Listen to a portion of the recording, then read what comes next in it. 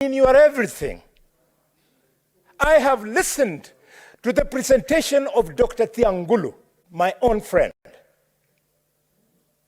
about the evidence of IFMIS. I'm shocked, completely, Mr. Speaker, and as the longest-serving chairman of public accounts in the Republic of Kenya, I can confirm that I know IFMIS. Mr. Speaker, if you indulge me, no IFMIS report comes out with one transaction, interest, up to the end. No. IFMIS report, Mr. Speaker, comes out with what was spent on interest and what was spent on other expenses.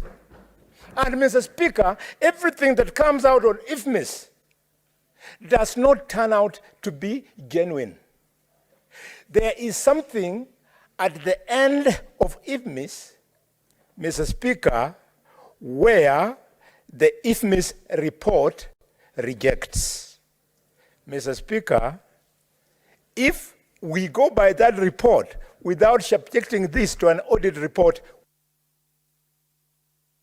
Your time is up. Your time is up, Senator Boni. You're off record.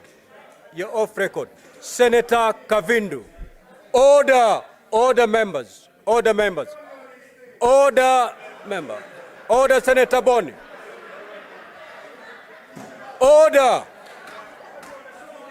Senator Boni, kindly take your seat. Order. Order, honorable senators. Order. Senator Boni, Senator Mundigi.